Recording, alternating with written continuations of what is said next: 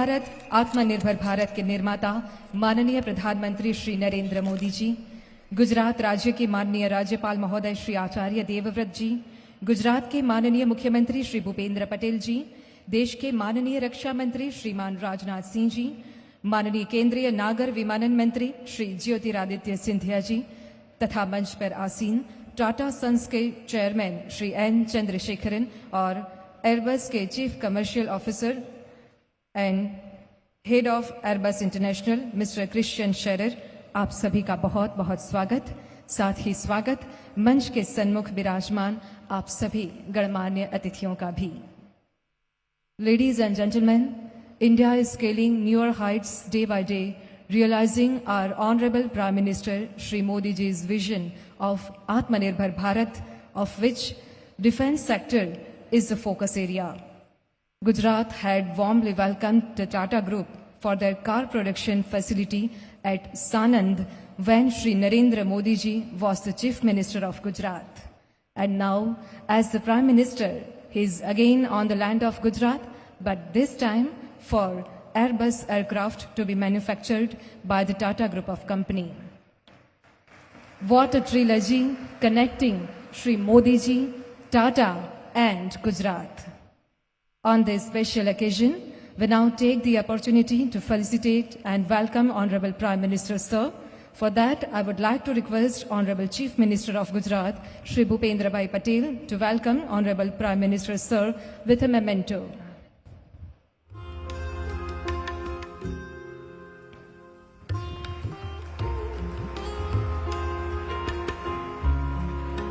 Thank you, sir. I now request Chairman Tata Sons Shri N. Chandrasekharan and Airbus Executive Vice President Shri Christian Scherer to jointly felicitate Honorable PM Sir by presenting a memento of the C295 aircraft which will be built in Vadodara. It is an Airbus aircraft built by Tata and delivered by Airbus to Indian Air Force.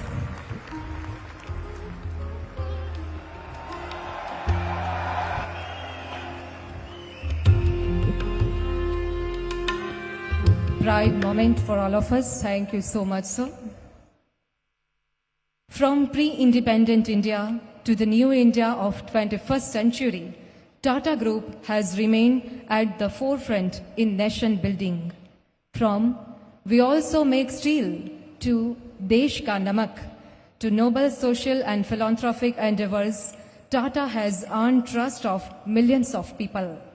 May I now request the person who is taking forward the legacy of Tata Group, Shri N. Chandrasekharan, Chairman, Tata Sons, to deliver his welcome address.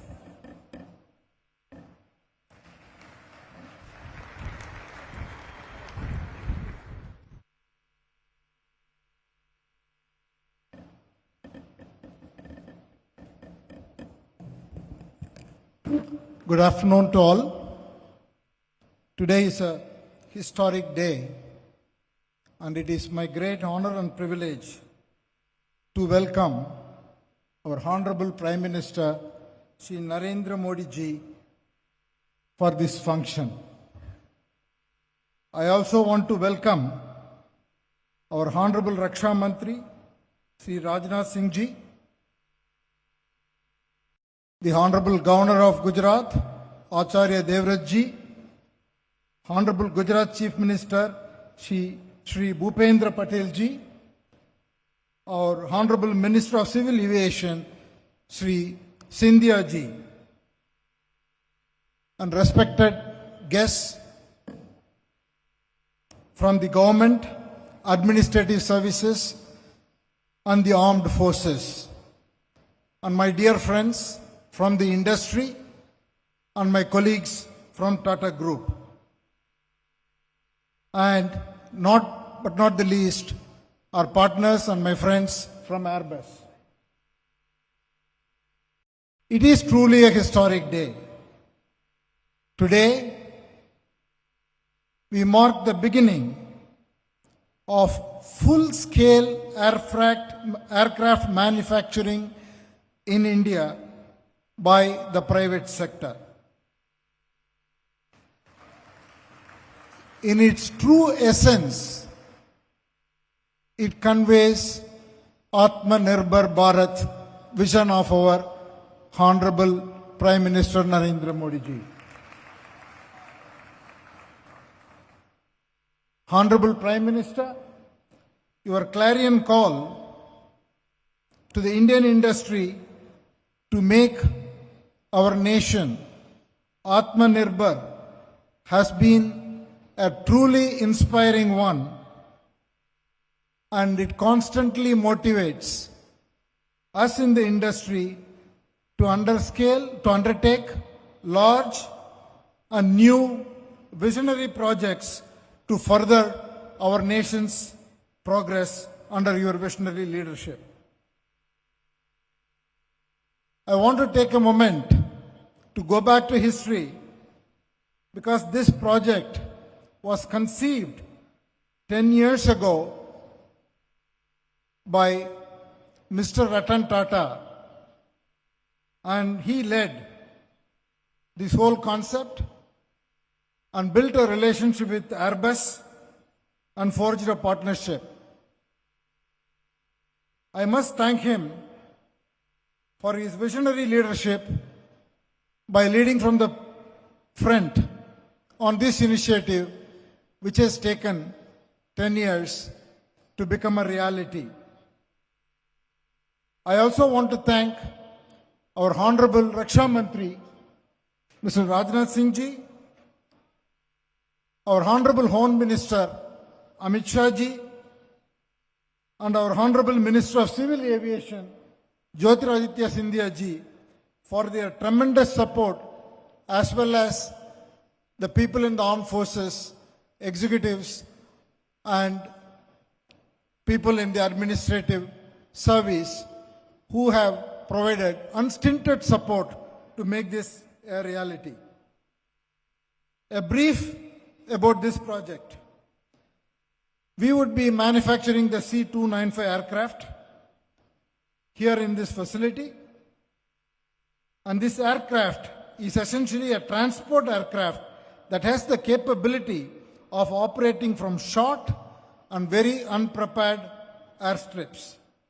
The aircraft is for tactical transport of up to 71 troops or 50 paratroops, and for logistics operations into regions which heavier aircrafts cannot access. The C-295 can also airdrop paratroopers and loads and evacuate medical casualties. The aircraft that we will manufacture will be done by the Tata Advanced Systems, a Tata Group company, and we will make 40 such aircrafts out of the total order of 56 aircrafts here in Gujarat. The aircraft manufacturing program will see Airbus bring its complete bouquet of aircraft manufacturing and servicing to India in collaboration with the Tata Group, but also with the public sector units like Bharat Electronics and Bharat Dynamics. In all, it will produce at least 15,000 skilled jobs. The same aircraft can be of tremendous value for other military and paramilitary entities like the Indian Navy, Indian Army, Indian Coast Guard, BSF, and others. There is also a very substantial global demand, and I definitely see exports being another big opportunity in the distant future. The Tata Group, in addition to establishing the facility here in Vadodara, will establish a very large-scale aerospace and high-tech manufacturing facility in Dholera. When the facility becomes available, expansion will happen in Dholera. I'm confident that this project will propel India into the next generation of advanced manufacturing. It will build a diverse and very highly sophisticated skills, ecosystem, supplier base, and more importantly, give tremendous high-tech opportunity for young entrepreneurs and students. And this will also catapult India to produce quality systems which will help India to produce high precision and high quality manufacturing products. And Gujarat is a home for a lot of our companies, and we have a very strong presence here. And I once again want to thank the Chief Minister of Gujarat and all the officials here for welcoming us here once again. Thank you all.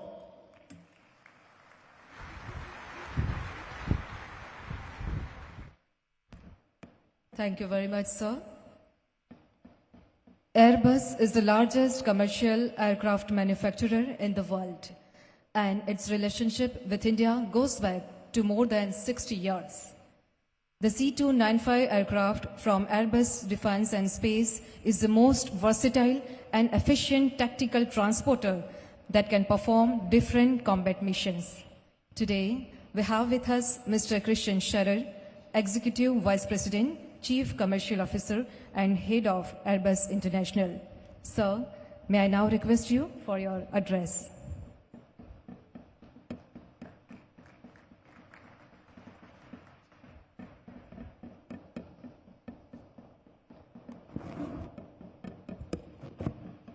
Honorable Prime Minister, Sri Narendra Modi Ji, Honorable Governor of the Government of Gujarat, esteemed Union Cabinet Ministers,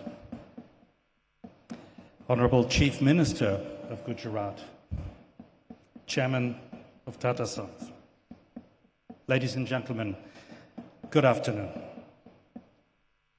I would like to express my appreciation and gratitude to the Honorable Prime Minister as well as the Tata Group for giving my company Airbus and its 130-odd thousand employees around the world the opportunity to be part of this momentous day in the history of aerospace in India.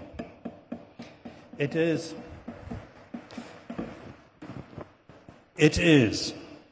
a very proud moment for us. We accept with humility and a great sense of responsibility the trust and confidence that the Government of India has reposed in Airbus. In the Tata Group, so ably helmed by our partner and friend, Mr. Chandrasekaran, Airbus has a most trusted and respected partner, and both our companies will work together to build an excellent final assembly line here in Gujarat. Together, we will be delivering an aircraft that will strengthen the Indian Air Force and serve the Honorable Prime Minister's vision of an Atmanirbhar Bharat.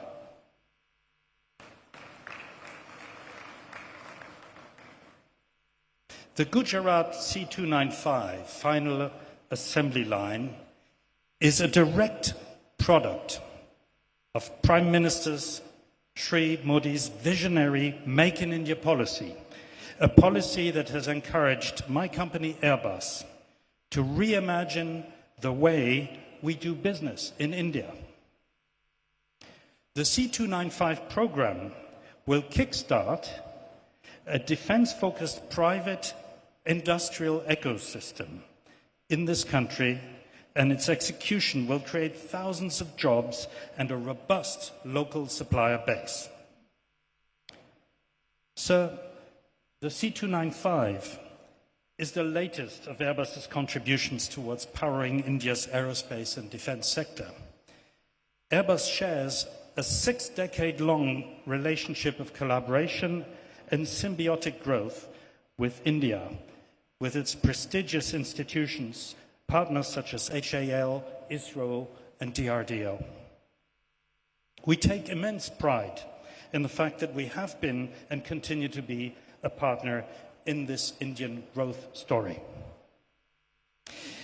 India is indeed the largest market in the world for our flagship commercial product, the Airbus A320. And on average, we will deliver to India more than one aircraft every week for the next 10 years.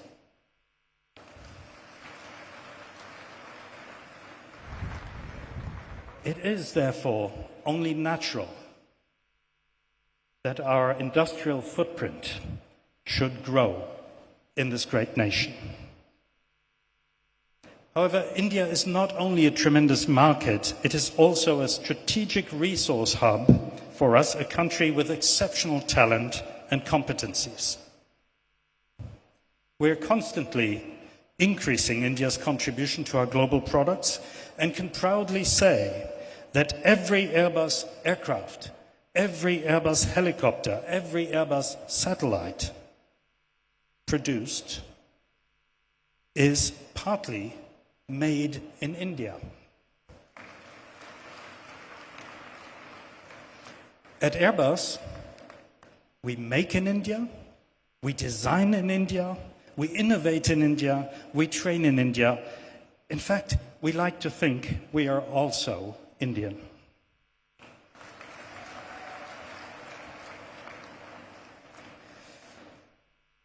Sir, we have strong affinities with this great nation, and we're keen and a keen will to weave our destinies together. Make in India is at the heart of our business strategy, and we will continue to contribute towards building a self-reliant India. We are confident that India is well on its way to achieving its ambitions in this aerospace and defense sector, and Airbus is privileged to be a leading partner in this journey. Thank you.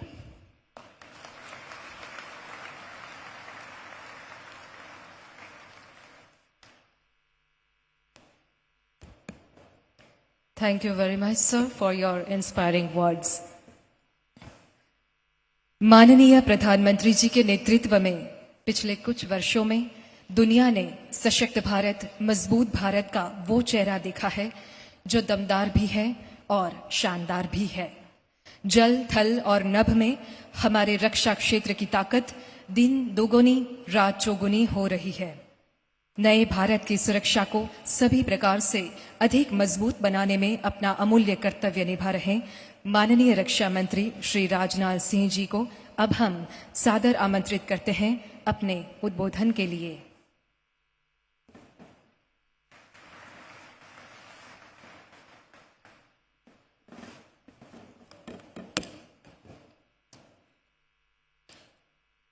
Bharat के यशस्वी प्रधानमंत्री आदरणीय नरेंद्र जी मोदी, माननीय राज्यपाल आचार्य देवव्रत जी और हमारे civil aviation minister Shri Jyotiraditya Scindia, Gujarat के माननीय मुख्यमंत्री श्री भूपेंद्र जी पटेल, सारे N Chandrasekaran ji, chairman Tata sons, and mister Kishan Sheshar, chief commercial officer Airbus, यहाँ उपस्थित इंडस्ट्री लीडर्स, मेरे प्यारे स्टूडेंट्स, मीडिया के मित्रों, देवियों व सज्जनों, आज हमारे यशस्वी प्रधानमंत्री जी हम सबके बीच उपस्थित हैं।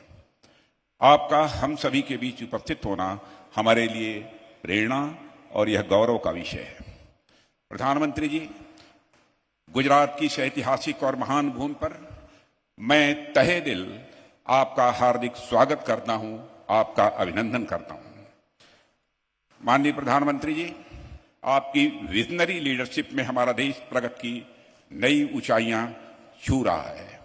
सामान्य तौर पर हम ऐसा नेतृत्व देखते हैं जो समाज और राष्ट्र की तात्कालिक सामाजिक और राजनीतिक जरूरतों को देखते हुए निर्णय लेते हैं, पर जो असाधारण नेता यानी स्टेट्समैन होते हैं, वे वर्तमान की जरूरतों के साथ साथ भविष्य को भी ध्यान में रखते हुए निर्णय लेते हैं।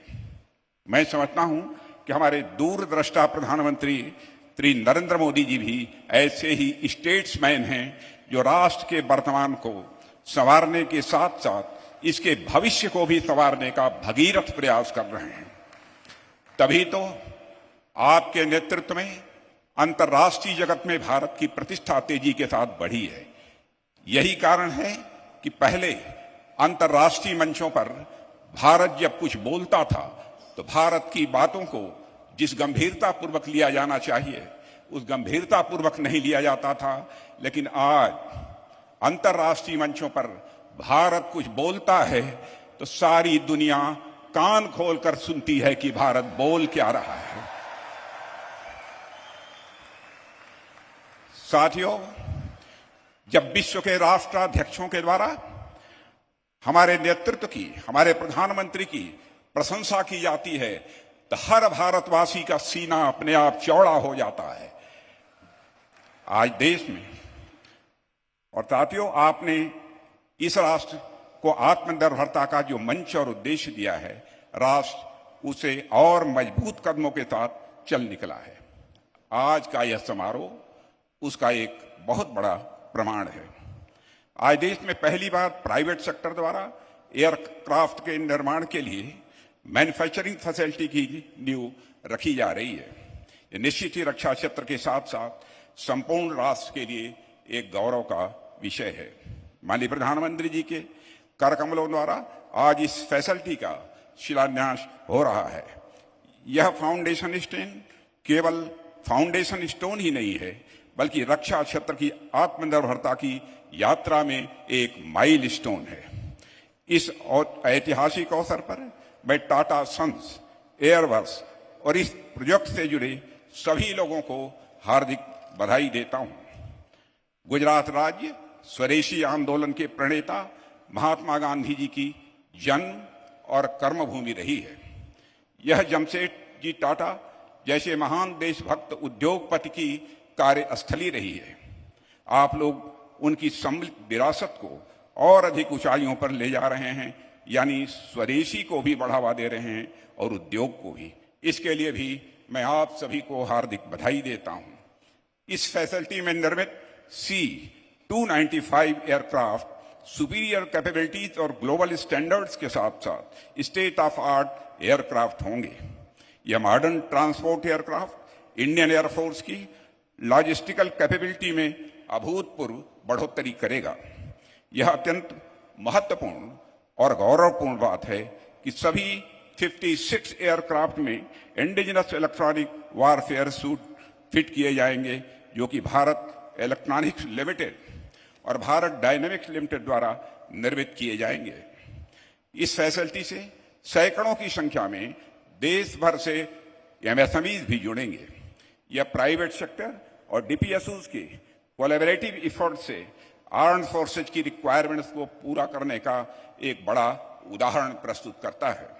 मुझे पूरा विश्वास है कि डोमेस्टिक मैन्युफैक्चरिंग को बढ़ावा देने के लिए रक्षा मंत्रालय द्वारा किए गए उपाय न केवल हमारी आर्म्ड फोर्सेज की जरूरतों को पूरा करेंगे, बल्कि भारत को डिफेंस इक्विपमेंट और प्लेटफॉर्म का एक नेट एक्सपोर्टर बनाने में भी मदद करेंगे।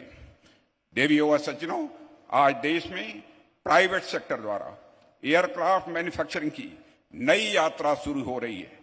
इस फैसिलिटी द्वारा निर्मित विमान की उड़ान केवल एक प्लेटफॉर्म की उड़ान नहीं होगी, बल्कि वह रक्षा क्षेत्र में आपसी सहयोग की उड़ान होगी।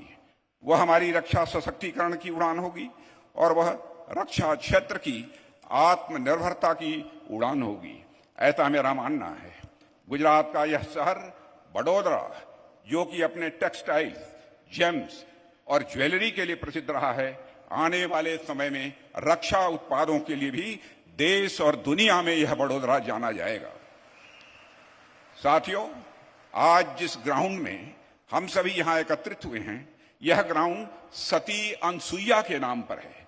मान्यता है कि अपने सतीत्व और तपोबल से उन्होंने सृष्टि की सर्वोच्च शक्तियों यानी ब्रह्मा, विष्णु और महेश को अपने आंगन में बालक बनाकर खिलाया था। आने वाले समय में रक्षा क्षेत्र की विश्व की बड़ी शक्तियां गुजरात के आंगन में खेलेंगी, ऐसा मेरा पक्का विश्वास है। इस अवसर पर अधिक कुछ न कहते हुए मैं अपनी गरिमामयी उपस्थिति प्रदान करने के लिए माननीय प्रधानमंत्री जी को हार्दिक धन्यवाद देता हूं। मैं इस समारोह में अपनी उपस्थिति प्रदान करने के लिए आप सभी को धन्यवाद देते हुए अपना निवेदन यहीं समाप्त करता हूं।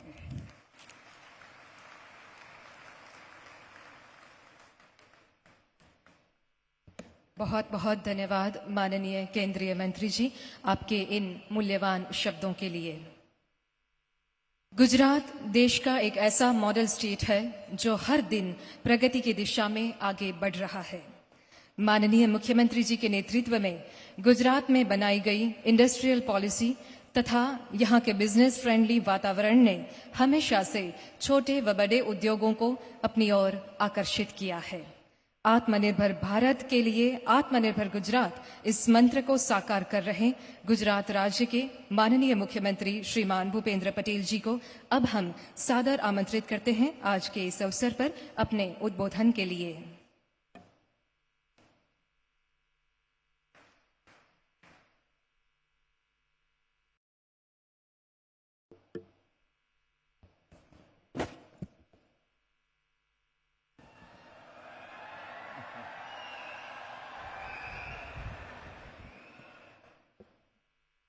Tata advance system limited and Airbus द्वारा आयोजित C295 एयरक्राफ्ट मैन्युफैक्चरिंग फैसिलिटी के भूमि पूजन समारोह में हमारे सबके साथ मंच पर विराजमान आधुनिक भारत के स्वप्नद्रष्टा, वैश्विक नेता, विकास पुरुष आदरणीय प्रधानमंत्री श्रीमान नरेंद्र भाई मोदी साहब, राज्य के महामहिम राज्यपाल श्री आचार्य देवव्रत जी, रक्षा मंत्री श्री राजनाथ सिंह जी, नागरिक उड्डयन मंत्री श्री ज्योतिरादित्य सिंधिया जी, टाटा सन्स के चेयरमैन श्री एन चंद्रशेखरन जी, एयरबस के chief commercial officer Shri Christian seller, उद्योग जगत के सभी अग्रिम निर्माता, उपस्थित अधिकारीगण, आमंत्रित सभी गणमान्य अतिथिगण, प्रेस मीडिया के मित्रों,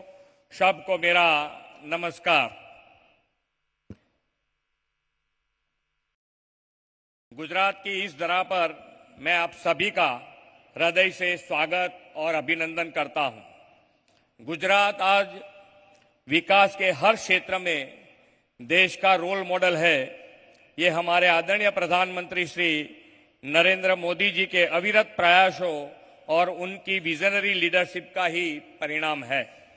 बीते दशकों में गुजरात ने उद्योग, कृषि, सामाजिक विकास और इंफ्रास्ट्रक्चर सुविधा के विकास में जो अग्रिम स्थान बनाया है, उसमें भी श्री नरेंद्र भाई मोदी का गुजरात के विकास के लिए समर्पित भाव, परिश्रम और सबका साथ सबका विकास की भावना है। प्रधानमंत्री श्री नरेंद्र मोदी जी गुजरात के मुख्यमंत्री बने उस वक्त गुजरात भीषण भूकंप की तबाही को झेलकर उनमें से उभरने की कोशिश में लगा हुआ था। जनसेवा, विकास और नवनिर्माण की तपस्या के फलस्वरूप गुजरात फिर से खड़ा हुआ और देश का आर्थिक और औद्योगिक केंद्र बनने की ओर दौड़ पड़ा।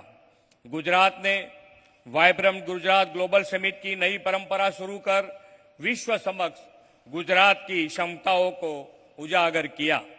राज्य के मैन्युफैक्चरिंग, प्रोडक्शन जैसे बुनियादी क्षेत्र में विकास के नए द्वार खोले गए। परिणाम स्वरूप देश और दुनिया के निवेशकारों के लिए गुजरात पसंदीदा निवेश क्षेत्र बन गया। हमें गौरव है कि प्रधानमंत्री जी के मार्गदर्शन और प्रेरणा से इस डबल इंजन सरकार के परिणाम रूप आज 8.5 लाख से भी ज्यादा एमएसएमई कार्यरत है, जबकि 20 साल पहले गुजरात में कुछ ही गिने चुने एमएसएमई ही थे। प्रधानमंत्री जी के दिशा दर्शन में गुजरात ने industrial policy, semiconductor policy, IT and ITS policy, drone policy, electronic policy जैसी अनेक पॉलिसीज के अमलता तथा लॉजिस्टिक इंफ्रास्ट्रक्चर ने राज्य में मजबूत इंफ्रास्ट्रक्चरल इकोसिस्टम का निर्माण किया है। इसके फलस्वरूप राज्य के युवाओं को बेहतर रोजगार अवसर तथा स्टार्टअप को बल मिला है। गुजरात स्टार्टअप रैंकिंग में देश में प्रथम स्थान पर है। Gujarat auto parts, ceramic, diamond, pharma, chemical, manufacturing production का हब बन चुका है। माननीय प्रधानमंत्री श्री नरेंद्र भाई मोदी के दूरंदर्शी नेतृत्व में पिछले सालों में भारत सरकार ने एरोस्पेस और रक्षा क्षेत्र में आत्मनिर्भरता के बढ़ावा देने के लिए अनेक पहल की हैं। गुजरात समेत कई राज्यों में डिफेंस मैन्युफैक्चरिंग फैसिलिटीज का विकास हो रहा है। हमारे रक्षा नीतियों का यह परिणाम है कि गुजरात आज डिफेंस मैन्युफैक्चरिंग के लिए सक्षम राज्य बना है। हाल ही में गुजरात ने भारत के प्रमुख डिफेंस एक्सपीडिशन के अब तक के सबसे बड़े इवेंट डिफेंस एक्सपो का सफल आतिथ्य भी किया है। यह एक्सपो रक्षा क्षेत्र के संबंधित उत्पादों की मैन्युफैक्चरिंग के लिए भारत और गुजरात को एक अग्रणी मैन्युफैक्चरिंग के रूप में स्थापित होने का दिशा दर्शन बना है। अब हम गुजरात को डिफेंस मैन्युफैक्चरिंग का वैश्विक हब बनाने की दिशा में कार्यरत है। ईस्ट इंडिया C295 कार्यक्रम में टाटा एडवांस सिस्टम लिमिटेड और एयरबस कंपनी को द्वारा बड़ौदा में पहले बड़े make in India project final assembly line का शुरू होना गुजरात के लिए गर्व की बात है। गुजरात भारत के उन चुनिंदा राज्यों में से एक है जिसने 2016 से ही एरोस्पेस एंड डिफेंस पॉलिसी को लागू कर दिया था। हमारी इस नीति ने डिफेंस सेक्टर के अनेक बड़े प्लेयर्स को गुजरात में मैन्युफैक्चरिंग के लिए आकर्षित किया है। मुझे यह बताते हुए गर्व हो रहा है कि वाइब्रेंट समिट युवाओं की उद्यमिता एवं स्टार्टअप कल्चर के परिणाम स्वरूप आज गुजरात ग्रोथ इंजन बना है।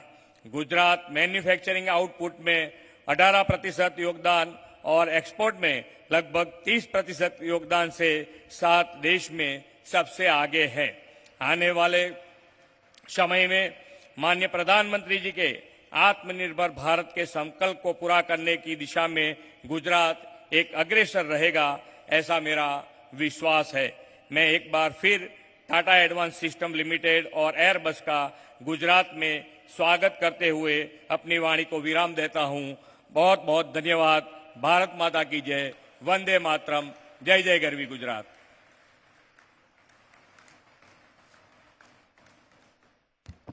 बहुत बहुत धन्यवाद माननीय मुख्यमंत्री महोदय आपका।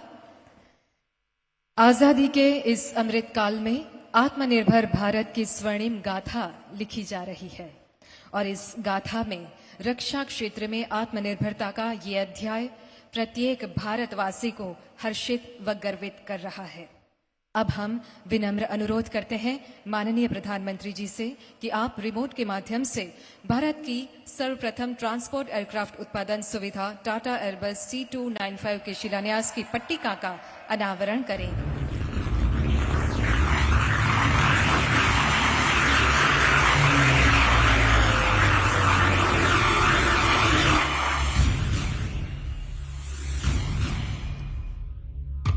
टाटा ग्रुप 6 दशक से एरोस्पेस सेक्टर की दिशा में काम कर रहा है।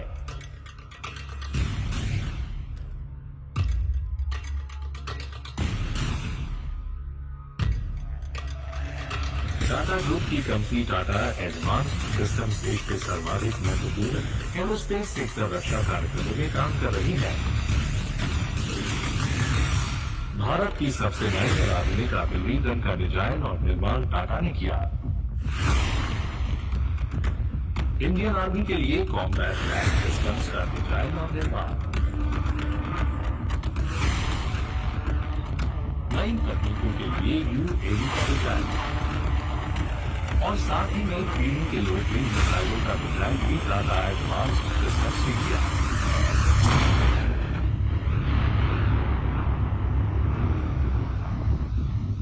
टाटा ने नई एयरक्राफ्ट की तकनीक में आगे बढ़ने के लिए कदम बढ़ाए हैं। नई तकनीक को हल्का किया है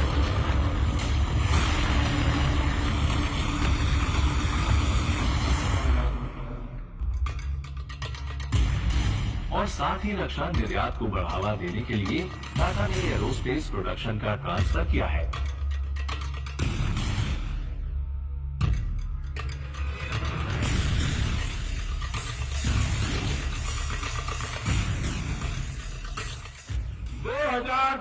के बाद एक के बाद एक पॉलिसी रिफॉर्म किए गए। भारत में ईज ऑफ डूइंग बिजनेस को लेकर अभूतपूर्व सुधार हुआ है, जिसका लाभ निश्चित तौर पर डिफेंस सेक्टर को भी मिल रहा है। भारत सरकार की नई नीतियों से प्रेरणा लेकर टाटा ने अब एक नया कदम उठाया है, जिसमें सैन्य विमान को पूरी तरह भारत में बनाया जाएगा।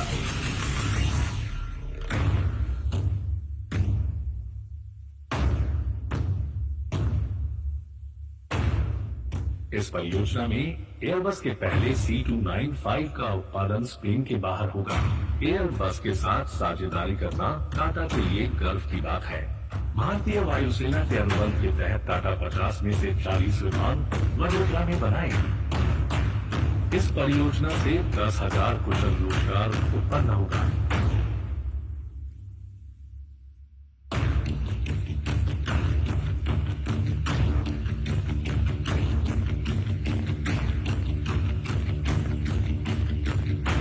सौ से अधिक लघु और मध्यम इकाइयां इस परियोजना का समर्थन करेंगी।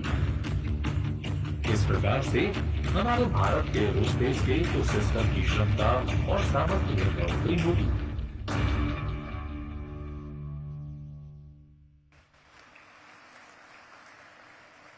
बहुत बहुत धन्यवाद माननीय प्रधानमंत्री जी, और प्रत्येक भारतवासी को बहुत बहुत बधाई। समुद्री युद्धपोत से लेकर अवकाशीय उपग्रह तक और जमीनी मिसाइल से लेकर आकाशीय एयरबस तक हर क्षेत्र में आत्मनिर्भर भारत की संकल्पना को साकार करते हुए आदरणीय प्रधानमंत्री श्री नरेंद्र मोदी जी के कर्मठ नेतृत्व में विकसित भारत की दिशा में हम आगे बढ़ रहे हैं। उद्यम और साहस की भूमि गुजरात में आदरणीय श्री मोदी जी के करकमलों से भारत की सर्वप्रथम संपूर्ण transport aircraft manufacturing facility Tata Airbus C295 का शिलान्यास होना बहुत बड़े गौरव का विषय है। अब हम सादर आमंत्रित करते हैं भारत के यशस्वी माननीय प्रधानमंत्री श्रीमान नरेंद्र मोदी जी को आपके प्रेरणात्मक मार्गदर्शन के लिए।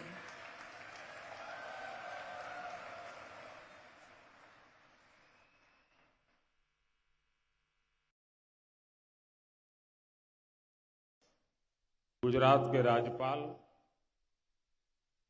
आचार्य देवव्रत जी, गुजरात के लोकप्रिय मुख्यमंत्री भूपेंद्र भाई पटेल, केंद्रीय मंत्रिमंडल के मेरे सहयोगी देश के रक्षा मंत्री श्रीमान राजनाथ सिंह जी, श्रीमान ज्योतिरादित्य सिंधिया जी, टाटा सन्स के चेयरमैन, एयरबस इंटरनेशनल के चीफ कमर्शियल ऑफिसर, डिफेंस और एविएशन सेक्टर के उद्योगों के साथ जुड़े सभी साथी, देवी और सज्जनों, नमस्कार। આપણે ત્યાં ગુજરાતમાં તો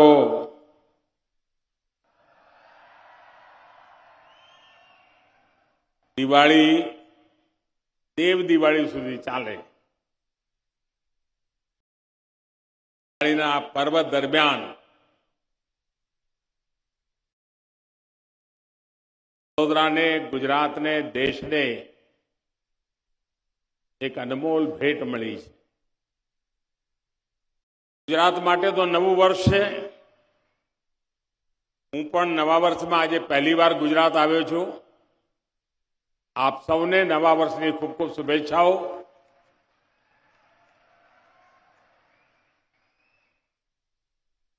आज भारत को दुनिया का बड़ा मैन्युफैक्चरिंग हब बनाने की दिशा में हम बहुत बड़ा कदम उठा रहे हैं। भारत आज अपना फाइटर प्लेन बना रहा है। भारत आज अपना टैंक बना रहा है, अपनी सबमरीन बना रहा है, और सिर्फ इतना ही नहीं, भारत में बनी दवाइयां और वैक्सीन भी आज दुनिया में लाखों लोगों का जीवन बचा रही है।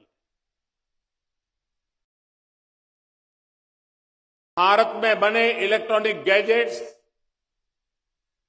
भारत में बने मोबाइल फोन,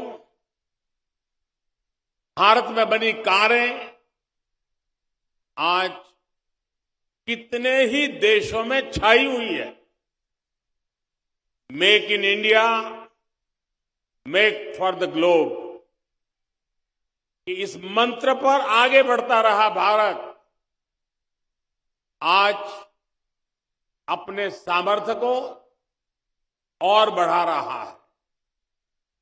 अब भारत ट्रांसपोर्ट प्लेन का भी बहुत बड़ा निर्माता बनेगा।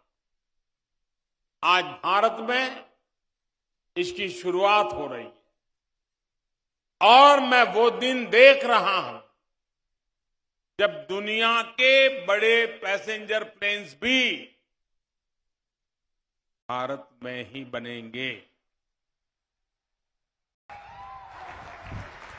और उन पर लिखा होगा मेक इन इंडिया। साथियों, आज वडोदरा में जिस फैसिलिटी का शिलान्यास हुआ है वो देश के डिफेंस और एरोस्पेस सेक्टर को ट्रांसफॉर्म करने की ताकत रखता है।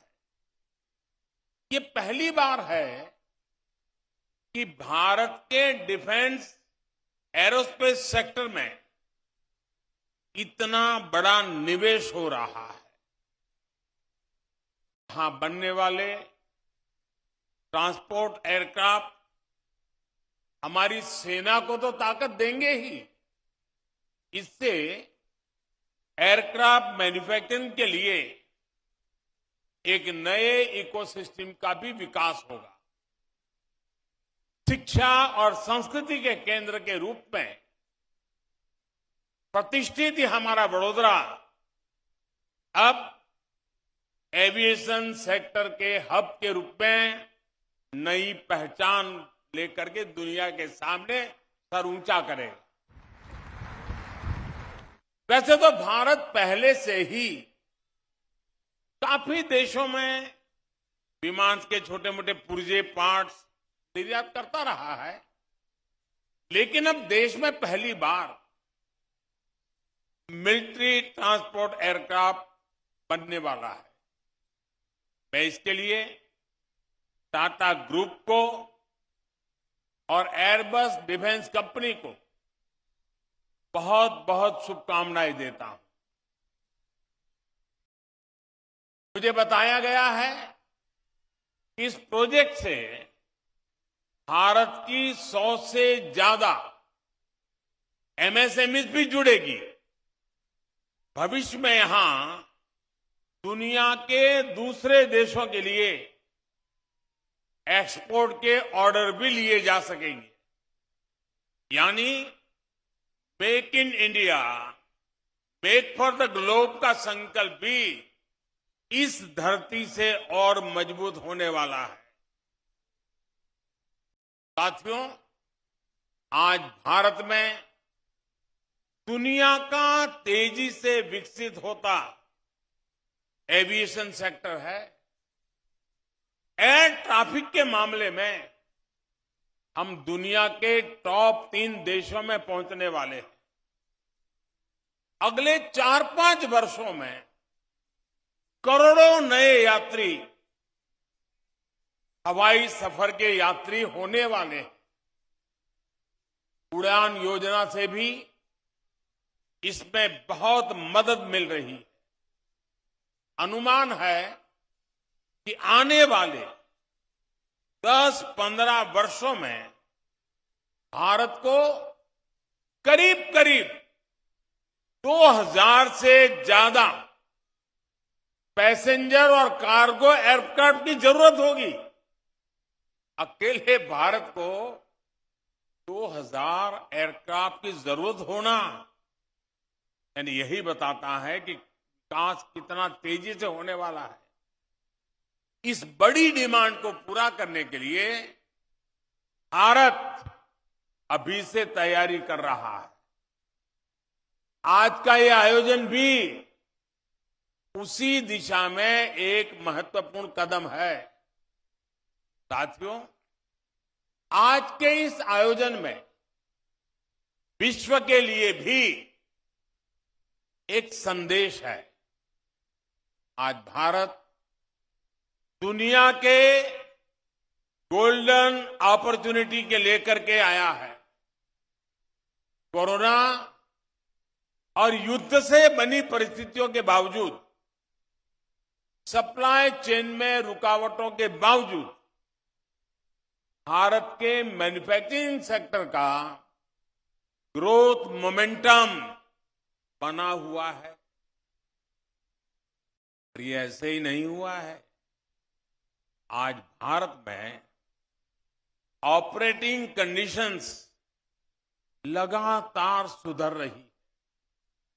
आज भारत में जोर कॉस्ट कॉम्पिटिटिवनेस पर है, क्वालिटी पर भी है।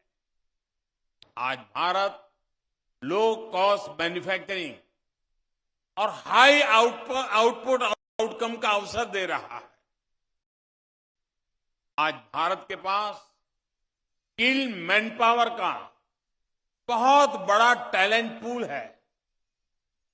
बीते 8 वर्षों में जो रिफॉर्म्स हमारी सरकार ने किए, उन्होंने भारत में मैन्युफैक्चरिंग का एक अभूतपूर्व एनवायरनमेंट तैयार कर दिया है। ईज ऑफ डूइंग बिजनेस पर जितना जोर आज भारत का है, उतना पहले कभी नहीं था। कॉर्पोरेट टैक्स स्ट्रक्चर को आसान बनाना हो, उसे ग्लोबली कॉम्पिटिटिव बनाना हो, अनेक सेक्टर्स में ऑटोमेटिक रूट से 100% एफडीआई का रास्ता खोलना हो, डिफेंस, माइनिंग, स्पेस जैसे सेक्टर्स को प्राइवेट कंपनियों के लिए खोलना हो, लेबर रिफॉर्म्स करना हो, 29 सेंट्रल लेबर लॉज को सिर्फ 4 कोड्स में बदलना हो, 33,000 उससे ज्यादा कंप्लायंसेस को खत्म करना हो, दर्जनों टैक्सेस के जाल को खत्म करके एक goods and services tax banana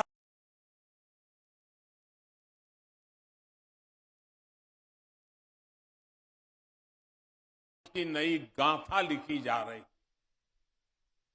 in reform हमारे मैन्युफैक्चरिंग सेक्टर को ही मिल रहा है और क्षेत्र तो फायदा उठा ही रहे हैं। और साथियों, इस सफलता के पीछे एक और बड़ी वजह है, बल्कि मैं कहूंगा कि सबसे बड़ी वजह है, वो है माइंडसेट में बदलाव, मानसिकता में बदलाव। हमारे यहां लंबे समय से सरकारें इसी माइंडसेट से चली कि सब कुछ सरकार ही जानती है, सब कुछ सरकार को ही करना चाहिए। इस माइंडसेट ने देश के टैलेंट को दबा दिया, भारत के प्राइवेट सेक्टर का सामर्थ्य बढ़ने नहीं दिया।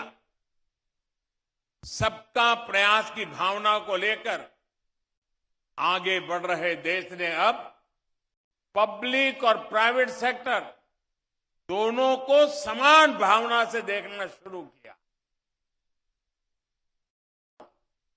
पहले की सरकारों में माइंडसेट ऐसा भी था कि समस्याओं को टाल दिया जाए, कुछ सब्सिडी देकर मैन्युफैक्चरिंग सेक्टर को जिंदा रखा जाए। इस सोच ने भी भारत के मैन्युफैक्चरिंग सेक्टर का बहुत नुकसान किया है।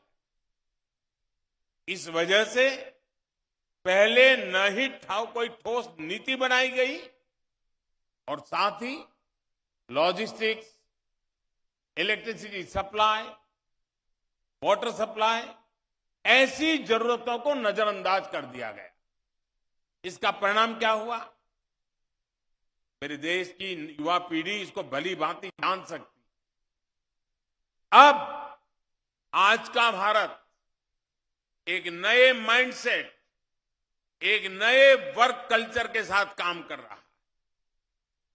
हमने काम चलाओ फैसलों का तरीका छोड़ा है और विकास के लिए, निवेशकों के लिए कई तरह के इंसेंटिव लेकर आए हैं।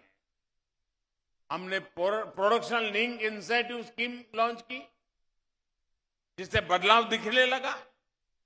आज हमारी पॉलिसी स्टेबल है, प्रिडिक्टेबल है और फ्यूचरिस्टिक है। हम पीएम गति शक्ति नेशनल मास्टर प्लान और नेशनल लॉजिस्टिक पॉलिसी के जरिए देश की लॉजिस्टिक व्यवस्था में सुधार ला रहे हैं। साथियों, पहले एक माइंडसेट ये भी था कि भारत मैन्युफैक्चरिंग में बेहतर नहीं कर सकता, इसलिए उसे सिर्फ सर्विस सेक्टर पर ध्यान देना चाहिए। आज हम सर्विस सेक्टर भी संभाल रहे हैं और मैन्युफैक्चरिंग सेक्टर को भी समृद्ध बना रहे हैं। हम जानते हैं कि आज दुनिया में कोई भी देश सिर्फ सर्विस सेक्टर या सिर्फ मैन्युफैक्चरिंग सेक्टर का विकास करके आगे नहीं बढ़ सकता।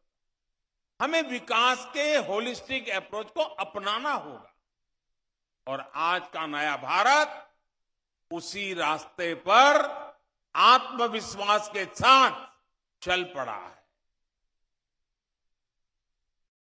पहले की सोच में एक और गलती भी थी। माइंडसेट ये था कि हमारे यहां स्किल मैन पावर की कमी है, देश के स्किल पे भरोसा नहीं था, देश की टैलेंट पर भरोसा नहीं था और इसलिए मैन्युफैक्चरिंग के क्षेत्र पर एक प्रकार से उदासीनता रही, उस पर कम ध्यान दिया गया।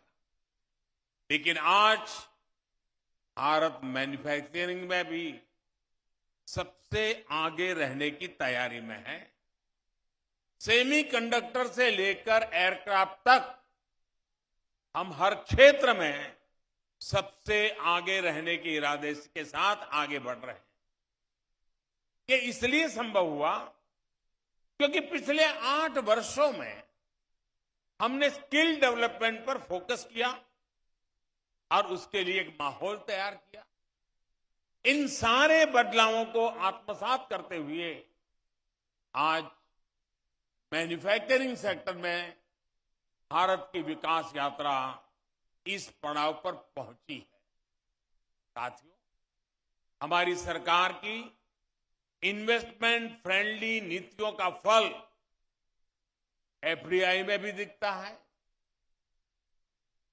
पिछले 8 वर्षों में 160 देशों से ज्यादा की कंपनियों ने भारत में निवेश किया है और ऐसा भी नहीं कि विदेशी निवेश सिर्फ कुछ इंडस्ट्रीज में ही आया हो। इसका फैलाव अर्थव्यवस्था के 60 से ज्यादा सेक्टर को कवर करता है। 31 राज्यों के अंदर इन्वेस्टमेंट पहुंचा है। अकेले एरोस्पेस सेक्टर में ही $3 बिलियन से अधिक का निवेश हुआ है। साल 2000 से 2014 तक इस सेक्टर में जितना निवेश हुआ था उससे यानी वो 14 साल की तुलना में इन 8 वर्षों में 5 गुना ज्यादा निवेश हुआ है। आने वाले वर्षों में आत्मनिर्भर भारत अभियान के बड़े पिलर्स डिफेंस और एरोस्पेस सेक्टर होने वाले। हमारा लक्ष्य है कि 2025 तक हमारी डिफेंस मैन्युफैक्चरिंग का स्केल $25 बिलियन पार कर जाएगा। हमारे डिफेंस एक्सपोर्ट भी $5 बिलियन से अधिक होंगे। उत्तर प्रदेश और तमिलनाडु में विकसित हो रहे डिफेंस कॉरिडोर से भी इस सेक्टर को स्केल अप करने में मदद मिलेगी। वैसे मैं आज देश के रक्षा मंत्रालय और गुजरात सरकार की भी भूरी भूरी प्रशंसा करता हूं, तारीफ करता हूं। आपने देखा होगा कुछ दिन पहले उन्होंने गांधीनगर में बहुत शानदार डेफ एक्सपो आयोजन किया।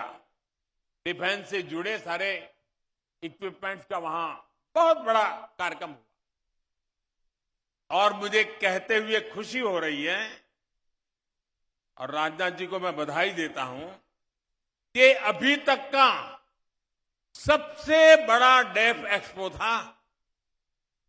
और इसमें सबसे बड़ी खूबी ये थी कि इस डेफ एक्सपो में प्रदर्शित सभी उपकरण और टेक्नोलॉजी सबके सब भारत में बने थे। यानी प्रोजेक्ट C295 का प्रतिबिंब हमें आने वाले वर्षों के डेफ एक्सपो में भी दिखाई देगा। मैं टाटा ग्रुप को और एयरबस को इसके लिए भी अग्रिम शुभकामनाएं देता हूं।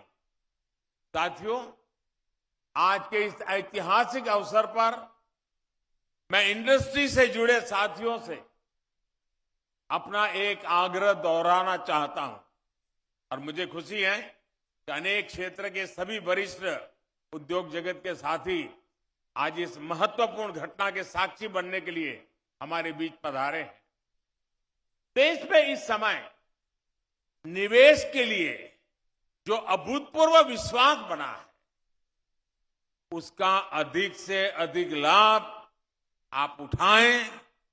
आप जितने एग्रेसिवली आगे बढ़ सकते हैं ये मौका जाने मत दीजिए। देश के जो स्टार्टअप्स हैं, मैं उद्योग जगत के एस्टैब्लिश जो प्लेयर्स हैं उनसे आग्रह करूंगा, देश के जो स्टार्टअप्स हैं हम उन्हें कैसे आगे बढ़ने में मदद कर सकते हैं। मैं तो चाहता हूं सब बड़ी इंडस्ट्री एक स्टार्टअप सेल अपने यहां बनाएं और देश भर में जो हमारी नए नौजवान स्टार्टअप में काम करते हैं उनका अध्ययन करें और उनके काम में उनकी रिसर्च क्या मैच कर सकती है उसका हैंड होल्डिंग करें। आप देखिए बहुत तेजी से आप भी बढ़ेंगे और मेरे वो नौजवान आज स्टार्टअप की दुनिया में हिंदुस्तान का नाम रोशन कर रहे हैं, उनकी भी ताकत अनेक गुना बढ़ जाएगी। रिसर्च में अभी भी प्राइवेट सेक्टर की हिस्सेदारी सीमित ही है। इसको हम मिलकर बढ़ाएंगे तो इनोवेशन का, मैन्युफैक्चरिंग का और सशक्त इकोसिस्टम विकसित कर पाएंगे। सबका प्रयास का मंत्र हम सबको काम आएगा, हम सबके लिए मार्गदर्शक रहेगा और हम सब उसी राह पर चल पड़ेंगे। एक बार फिर सभी देशवासियों को इस आधुनिक एयरक्राफ्ट मैन्युफैक्चरिंग फैसिलिटी के लिए मैं बहुत बहुत बधाई देता हूं। देश के नौजवानों के लिए अनेक नए अवसर इंतजार कर रहे हैं। मैं देश की युवा पीढ़ी को भी विशेष रूप से शुभकामनाएं देता हूं। बहुत बहुत धन्यवाद।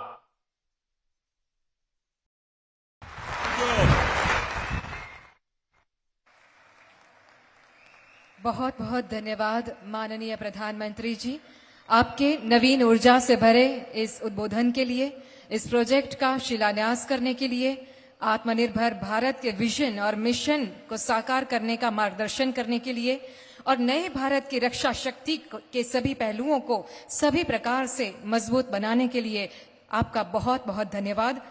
साथ ही इस अभूतपूर्व अवसर पर अपनी गरिमामयी उपस्थिति के लिए हम आभारी हैं।